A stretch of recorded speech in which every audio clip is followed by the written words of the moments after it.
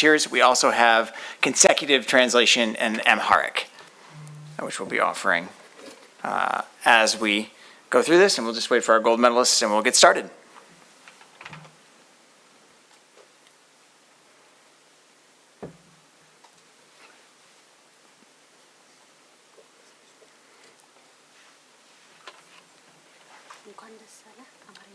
In the stairwell.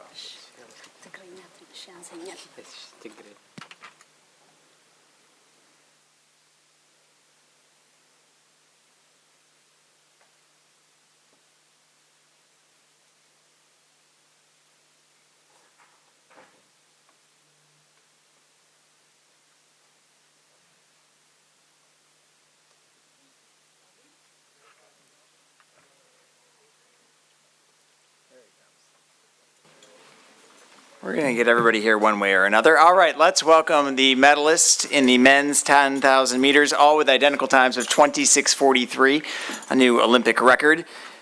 The bronze medalists bringing home the first medal for the United States in this event since 2012, Grant Fisher. The silver medalist winning the 16th medal in the 10,000 meters for Ethiopia. That's the most of any country in the history of the Olympic Games, Berihu Aregawi. And the gold medalist, also the world record holder in the 5,000 meters in the 10,000 meters from Uganda, Joshua Cheptegei. We will now open the floor up for questions. If you have a question, please raise your hand. I'll point to you and we will have a microphone come to you. Please stand up and state your name and outlet. You can stay seated, but state your name and outlet. We are recording this on OIS and on My Info, so if you have a question online, you can use the Ask OIS function and they will ask that question for you. We'll start right here. Thank you. Brian Pinelli with Team USA. Question for Grant. Grant, Park City, Utah is considered America's winter sports capital. We found out about a week ago that the Winter Olympic Games are coming back to Park City, Utah in 2034. You made a big decision to relocate and move to the mountains and train at altitude. And I know you said it was a little bit of a daunting move. Talk a little bit about coming to Park City, training at altitude, and how much that training, since I believe you moved in the fall, has helped you to get where you are tonight with a bronze medal around your neck. Yeah, totally. I've been close to the medals before, but I've never gotten one until today. And I made a big change a year ago, and one of the pieces to that change was to move to Park City and spend more time at altitude. That was one piece of the puzzle that bumped me up 1 second over the course of a 10K, and I think it was a big piece. You look at everyone that medals in the 10K year after year. Pretty much everyone lives at altitude. They don't live at sea level and do camps at altitude. So, yeah, I moved up there, and it's been fantastic. It's a beautiful place. There's great community, and the training is great, and I love it. I could see myself staying there for a really long time, and yeah, I'm proud to live there now, and it's worked out so well. So, yeah, that was one piece of the puzzle. And there's talks about cross country being brought into the Winter Olympics. So I guess in 2034 I'm going to be a little old, but maybe I could get a legacy spot on the cross country team or something. But yeah, it's fun. I rub shoulders with the skiers, snowboarders, skaters a lot more than the summer athletes, and it's a fun change. Jonathan? Jonathan Gold from Let'sRun.com. Question for Grant. Congratulations. You mentioned pieces of the puzzle. Moving to Park City was one of them. What do you think were the other pieces of the puzzle, the differences between 5th and 4th in your previous finals to the medal tonight? Yeah, I think to summarize the change I made a year ago, it was just to optimize everything I could. One piece was to optimize my altitude plan. One piece was to just individualize my training a little better. Switching coaches was a piece of that. Implementing different ideas in training, a lot more threshold work, a lot more choosing high frequency of workouts over high intensity of workouts, a lot more lactate testing, trying to hone in everything that I could. And there are things that I left behind by making a change. I had fantastic training partners, and I've kind of pieced it together. Matt Centrowitz has been a great training partner and mentor over the past year, and but other than that, they've been few and far between. So yeah, little things. altitude is a piece, training location's a piece, generally being happy in, my whole setup is a piece, the coaching is a piece. All those things add up, and so many things have to go right over the course of a year to get on the podium, and I'm happy that they did. Joshua, you've got the world record in the 5,000 and the 10,000. You won silver in this event in Tokyo in 2021. How does it feel to now add gold to your list of accomplishments? Yeah, for me, it's a very special day here in Paris, and normally I'm reminded, of the challenges that I always encounter whenever during the season, especially in the build-up to the Olympic Games and another major championship. And one more special thing is that always these guys always get me, to get stronger and stronger. Whenever I get like disappointments in the races, I always use it in a positive way to come back strongly and build up to, to be in a great shape. Of course, I was prepared today, even to be on the world record pace. I knew I was if this 640, it's just, it's jogging for me. Yeah, because I was really in my training, I was really in a world record shape. And of course, I remember one time when I was from Los Angeles Grand Prix, and then I met Sebastian, of course, the president, and then he was telling me he's counting on me for the 10K. And that was motivation for me because I literally come back from the marathon, and I was still between road racer and a track, athlete. But one special moment was when I was in Oslo, and I was number 8 or number 9, and then everybody was like, Cheptegei is gone. But for me, I always take disappointments to build up into something special, and I've always gotten it right. And I want to thank really, God, and I want to thank the team around me, my training coaches, my management, global sports communication, and everybody. And these guys always make me to go strong, be stronger. The 10K is now it's more stake than any other distance. When you look at these guys now running 26, 12, and then, everybody's strong. So it can be anybody's race. So it really, huge respect for these guys, and maybe, for me, maybe it's time to go to the roads. Yeah, sincerely, I've really won everything that is there to be won. So I think this is my last Olympics, and maybe this is my last track and field, So I'm really very sure that the track is on the safe side with these guys, and and with the Grant, and of course Berihu here, and many guys out there. I'm sure that we'll have more exciting moments in the future again. But as for me, it's been a great 10 years. I remember way back in Eugene, Oregon, the World Junior Championship in 2014, when I was still just a young boy of 17, and then when I was winning a gold medal in World Junior Championship.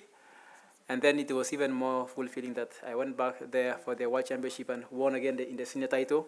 So it's been 10 great years of great impact. And man, it has to something which is special has to come to an end. So that means I have to find new challenges. Yeah, thank you. Berihu, 16 medals for Ethiopia in this event. That's the most of any country in the world. What does it mean for your name to be on that list of countrymen who've done so well in the 10,000 meters?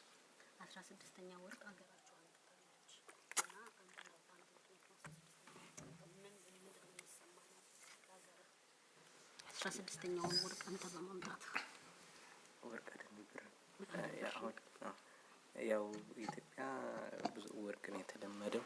ያው ብዙ በነ ቀነኒሳ በነ ምሩጽና በነ እንትን ያው ለኔ ለግሌ በጣም አሪፍ ነው ብር በማምጣቴ ያው በጣም አሪፍ ነው። Normally, Ethiopia usually got used to gold a lot, but if you talk about Kananisa Bekele and Muruz, but this time even silver for me, it's a great win. Other questions for the medalist? In the back there.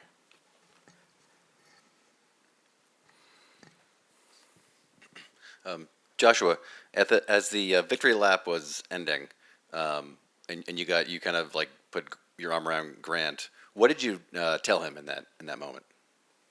Yeah, for me, it's so exciting to see that, to witness that Grant also was part of the medalist today. And when I looked at his toes and he was like wounded, and it was really, he really fought for it. And what is so amazing is that he's been always number 4, and then it was worth rewarding today, and congratulating him, of course, for being one of the, for really winning really a hard-fought, medal, because really it's really special to see some of these young guys come up and step up and inspire a lot of young boys out there. It's really amazing. And for me, I told him, yeah, this is my last year on the track, and I told him, yeah, you got it next year and other championships, you have to win, man. Yeah, that was our talk, of course. Yeah. Weldon, do you have a question?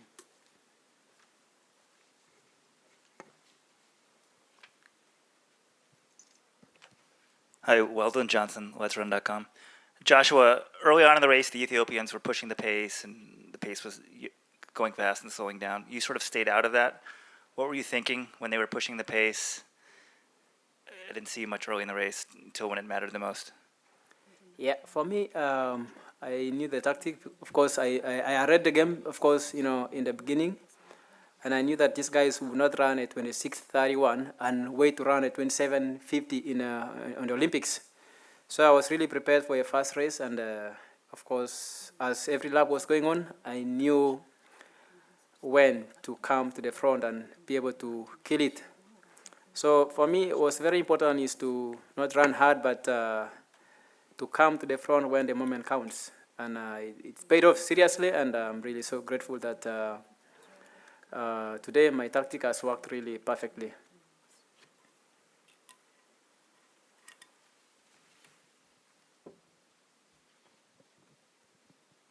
Coley Harvey, ESPN.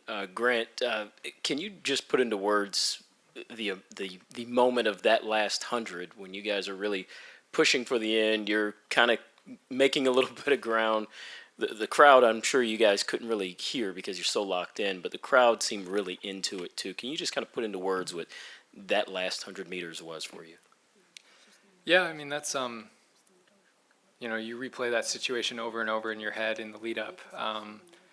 I was injured last year when the World Championships were going on, and I really wanted to get back to the global stage. And these races always come down to the last lap, and specifically the last 100 meters. And to be in position and fighting, and you're riding the line the whole race, but that last 100 meters, you can see your goal right in front of you. I can count to 3. Everyone in that race can count to 3, and this sport is defined by top 3. And I've been outside of that every time up until today. So, yeah, I've seen 1, 2, 3 slip away from me before, but today I managed to get it. So it feels really good.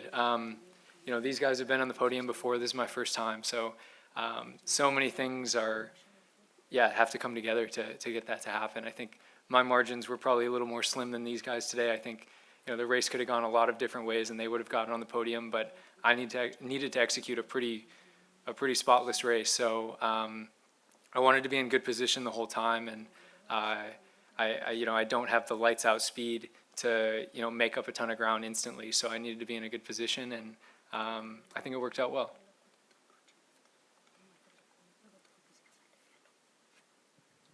Hello, David Aldridge with The Athletic. Grant, I wanted to know, it appeared like you may have stumbled with about 9 laps to go, and I'm just wondering what happened there. And then also, I don't know if you saw Billy Mills had said that he thought you had a great chance to win this race, and I didn't know if you had seen that, and if you had any reaction to that. Yeah, so for the first part of your question, yeah, I stumbled. I don't know exactly how far it was in, but it was decently late in the race. I think we might have been lapping someone, and there was just a lot of movement, and I got clipped up and stumbled. I stepped on the rail and managed to stay up, but I lost a few positions. But it's a 10K, so you have enough time to recover, and it was a little rattling for a second. Just to, if you go back and rewatch the race, you could probably see my tactic was just to stay roughly in those medal positions the whole race, and so that was kind of my plan. And then all of a sudden, boom, I was in like 8th. So yeah, stuff like that happens. You got to keep your cool. To the Billy Mills part, I did not see that. Probably a good thing. Didn't, don't need to put too much pressure on the situation. I met Billy Mills when I was a sophomore in high school. He gave a speech at the Michigan High School Coaches Association banquet, and I was there. And so I have a T-shirt that's signed by Billy Mills from when I was a kid. So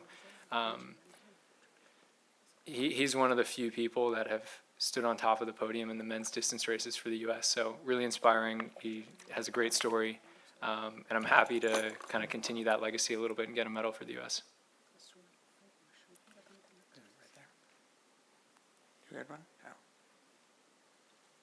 We'll go right here. It's Jonathan.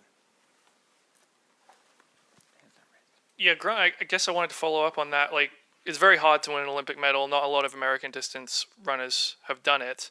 I mean, what does it mean to you to be part of a group that includes guys like Billy Mills, Frank Shorter, Meb Keflezighi, Matthew Centrowitz? Now you're part of that group.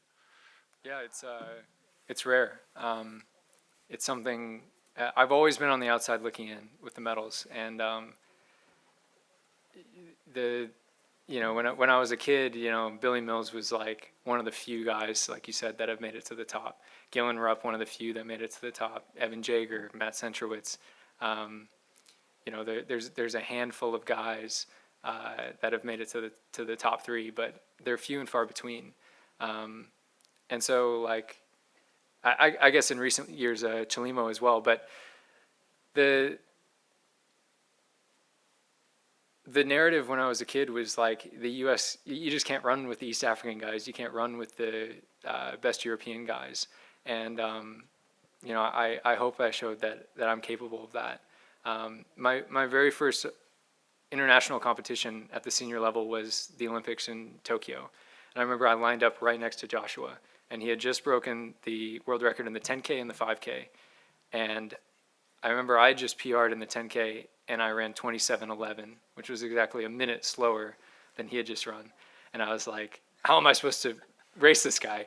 He's a minute faster than me. And I think in the past 3 years, my mindset has shifted a lot, that I kind of belong in these positions more, and I've become a better athlete, but my mindset has shifted too. And I hope that people can see that as my mindset shifts, so should everybody in the U.S. as well. People are capable of great things, and you have to put yourself in the positions and believe in yourself in order for good things to happen. And I think I did that today.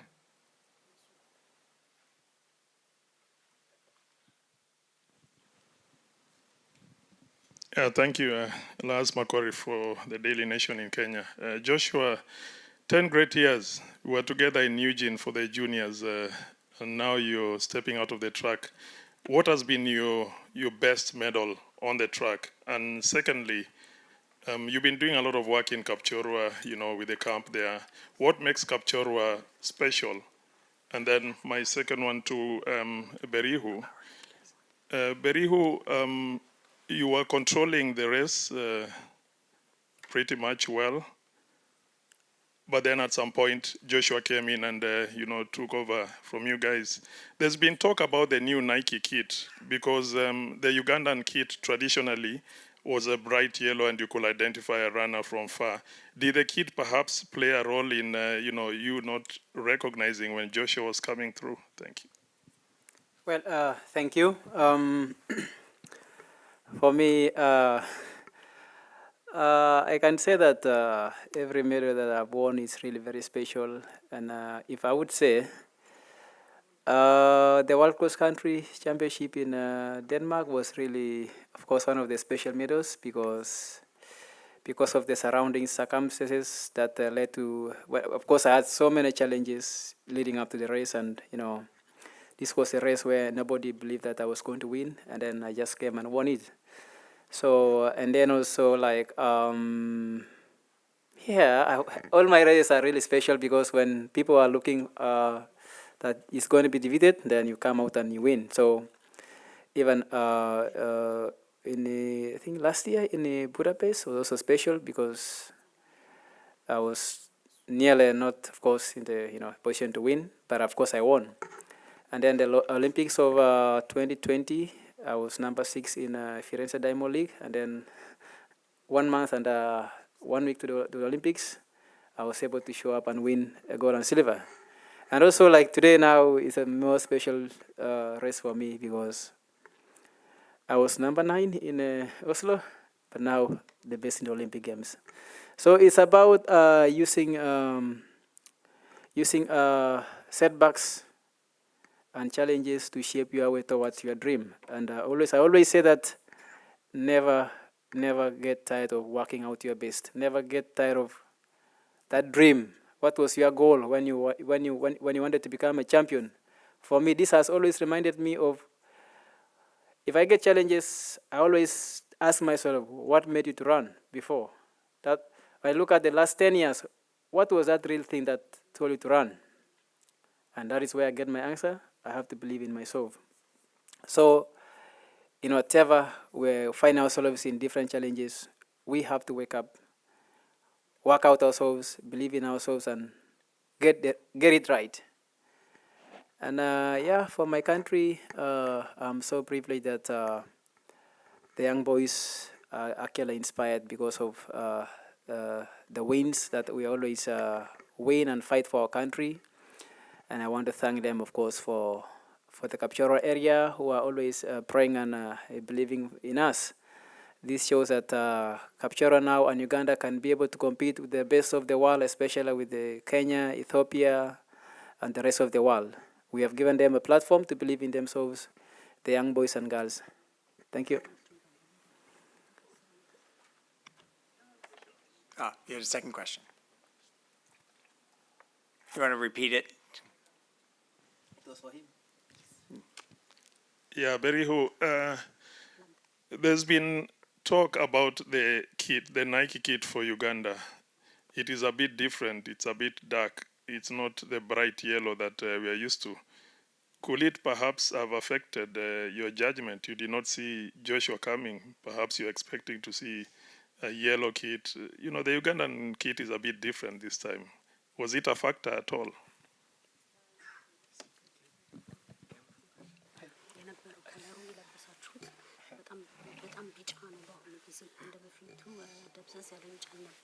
እና ሩጫ ጆሹዋ ሲሮጥበት የሆነ ቦታ ላይ የእሱ ከለር ምናልባት ትንሽ እንደመጥፎ ይሆን በከለሩ የተነሳ ይሆን በከለሩ የተነሳ በለበሰው ልብስ ቀለም ሊሆን ይችላል ወይ? አይ አይደለም። ያው ማለት አሁን ለምሳሌ እንትን ሲሆን ነው እንዴት ስትገቡ ስታሸንፉ እንዴት ሲያሸንፍህ ማለት ነው እሱ ተጽዋምቶብሃል አይደለም። አሁን ለምሳሌ በእንትን ላይ እየመራን የነበርነው ጊዜ ጆሹዋ ቶሎ ነው የወጣው ቀድሞ ነው የወጣውና ያው ከዛ ደግሞ በመሃል ነበሩን ግራንድ ፊሸር ሌሎቹና የሚፍ ነበሩ በመሃል ላይ የዛኔ ነው ያው ክፍተት አረኩ ከዛ በቃ እንጂ የዛ አይደለም የማላየው አይደለም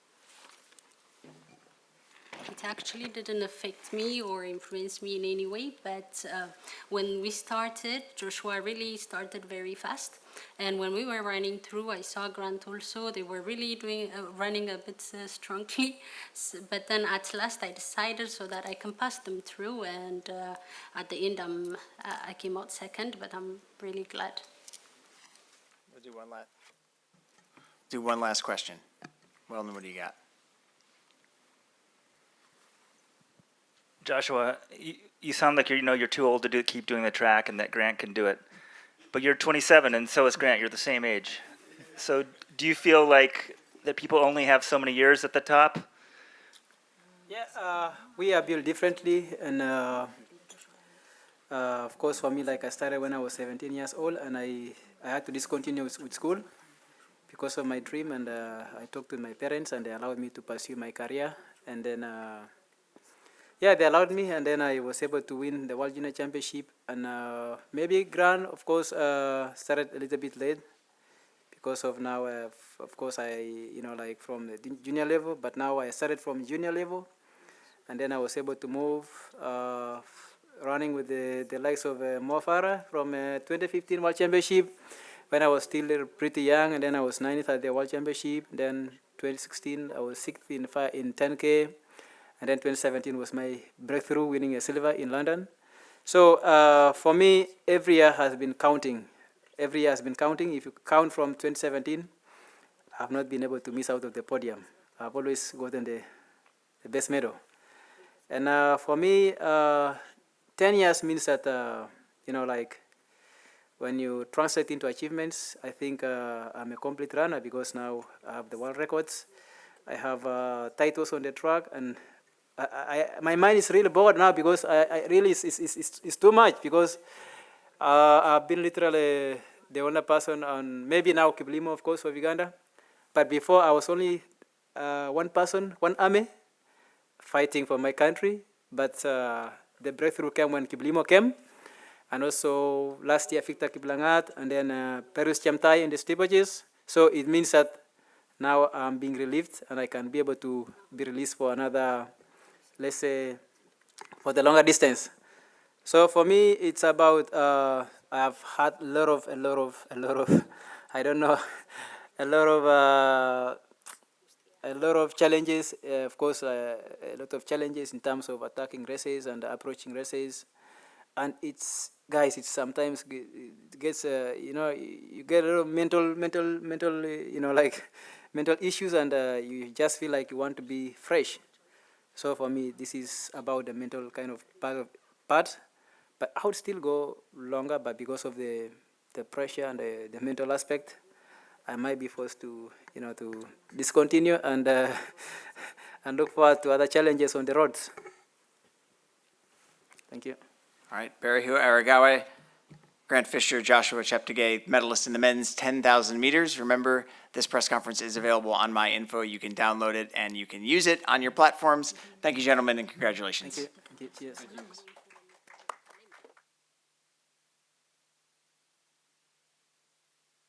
And we can stop the stream.